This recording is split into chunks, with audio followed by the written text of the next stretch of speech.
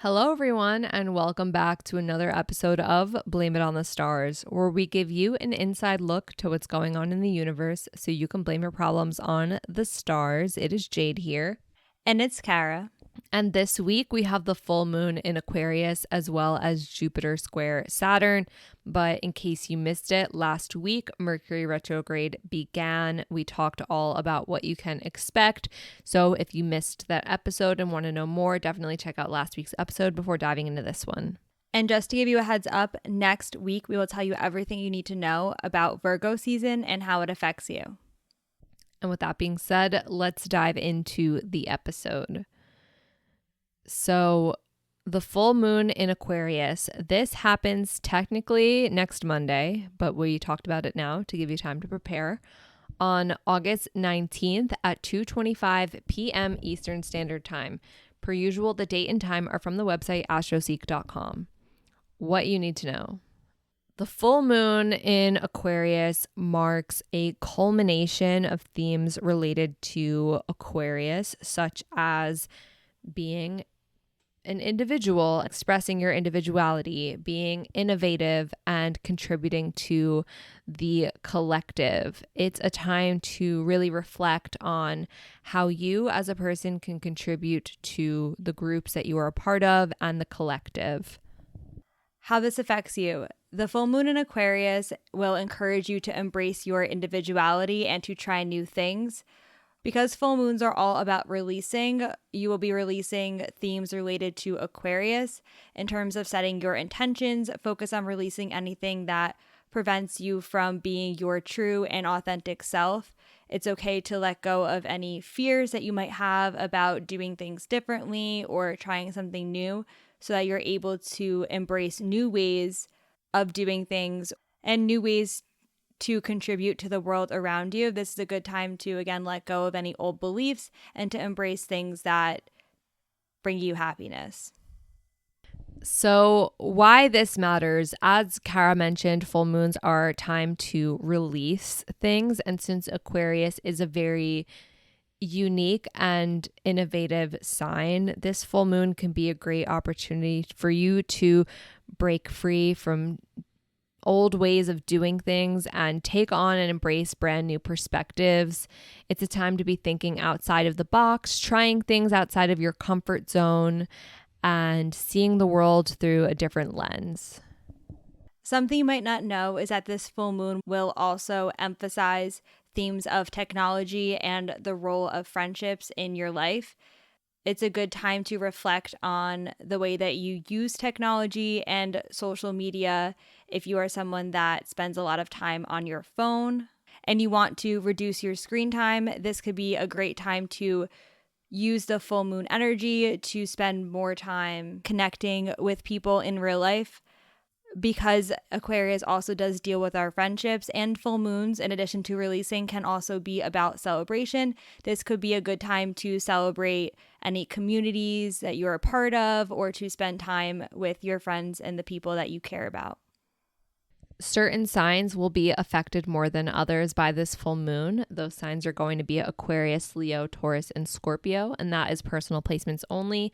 So Sun, Moon, Rising, Mercury, Venus, and or Mars placements. Now, there are some aspects to this full moon that make this just a little bit more interesting. The first is that the sun will be conjunct Mercury retrograde and the moon opposite Mercury retrograde, which can make this more of an introspective full moon where you're more so reflecting on the ideas that you have, how you communicate with others, and using that time to be introspective and gain insight into how to maybe better express yourself in conversations with others. This full moon will also be square Uranus. It is an exact aspect, so we will be feeling this very intensely. This aspect can bring about unexpected changes or breakthroughs, which can result in intense feelings. However, do keep in mind that this can make it a good time to embrace any changes, especially as you are releasing and letting go of old things so that you can embrace new things moving forward. And lastly, the moon is trine Mars very loosely on this day, which can inspire you to take action on some of the things that you might be thinking about during the full moon. So if you feel any drive to initiate something new or tackle a certain challenge, you can blame that on the moon trine Mars. On the same day as the full moon in Aquarius, we also have Jupiter square Saturn. This is August 19th, but it'll happen at 5:54 p.m. Eastern Standard Time.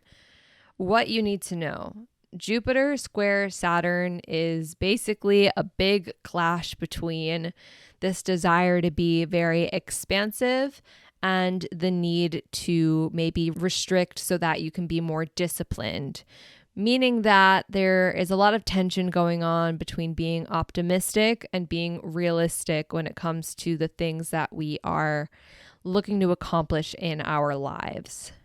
How this affects you. Even though Jupiter and Saturn are outer planets and typically affect us on a more societal level, we still will feel the impact of this aspect on a personal level. So this aspect is going to help you to find a balance between taking risks and following through on your responsibilities.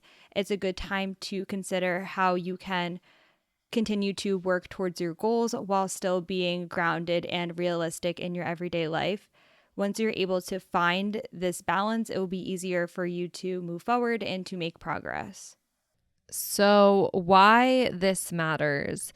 This square between Jupiter and Saturn might serve as a pivotal moment in your life for reassessing any of your long-term goals and the strategies that you are taking to get there. It can really encourage you to consider how you achieve things in a sustainable way. And also it encourages you to figure out how you manage things like setbacks and obstacles.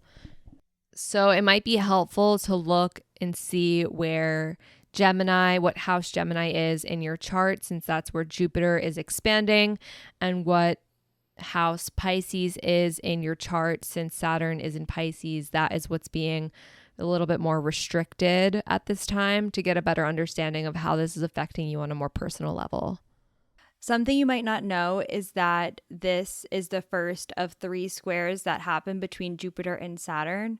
So it's really important that you pay attention to the themes that come up for you and the things that are going on in your everyday life, because they are going to continue to come up, evolve, and resurface as the aspects continue to happen in this cycle. The next square after this one will be during the retrograde period in winter, and then it will happen again in 2025 with Jupiter in Cancer and Saturn in Aries. So because this is an ongoing cycle, it's really important again that you pay attention to the things that come up and know that it is going to take time for things to evolve. So definitely be patient and know that things might make more sense as time goes on. And that is it for this week's episode. Next week, we'll be diving into Virgo season. So make sure wherever you're listening to the podcast, you are subscribed with the notifications turned on so you don't miss when we post next week. But until then, that is all for now. And we'll see you all next Monday. Bye.